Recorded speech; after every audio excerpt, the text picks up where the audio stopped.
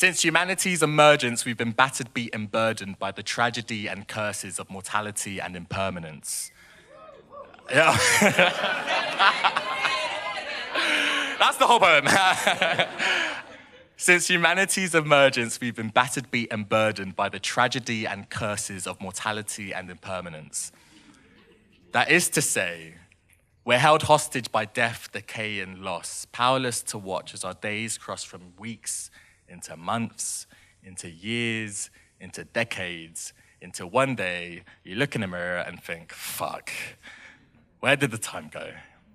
But maybe transience is at the heart of our lives, our worst days washed away by the rivers of time, so when the waves come crashing again and pull you down, you'll remember that you've learned how to breathe underwater, how to wade through adversity and come out the other side. The whole of you, your trials, your defeats, your ecstasy, they will not last.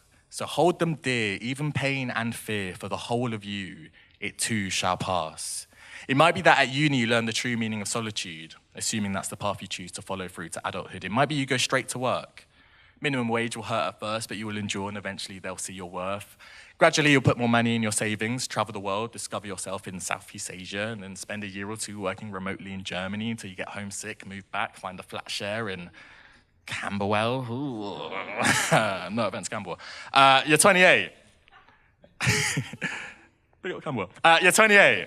You're done with clubs, now it's cocktail bars only. But you still get gassed if they've got a bit of Friday night karaoke. A friend of a friend really likes the way you were hitting the falsetto on your Galileo. So I think that was the best I've ever done it. So you're talking. They're praising your sensational performance. You realize you've actually got a bit of chemistry. Get deep, start talking physics and philosophy. Play your cards right and the single life will be history. Later that night, you'll go back to theirs and study some biology. You're 29.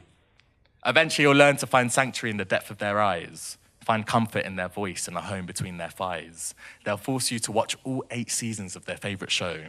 You'll make each other playlists where the titles are inside jokes. You'll do a weekend trip to Amsterdam as a romantic getaway. Get toothbrushes at each other's place. Start calling each other babes. Learn the way they like to take their tea, even though you can't relate. I mean, 4 sugars. Are you mad? It's okay. Still love you, babes. You're 32. They don't look at you like they used to. I mean, things are still good, but most weekends they don't choose you. You still don't live together and you don't flirt anymore. Somehow finding time to spend together started feeling like a chore.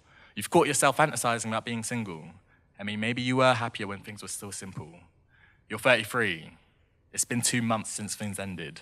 The wound's starting to heal, but you can't help but remember.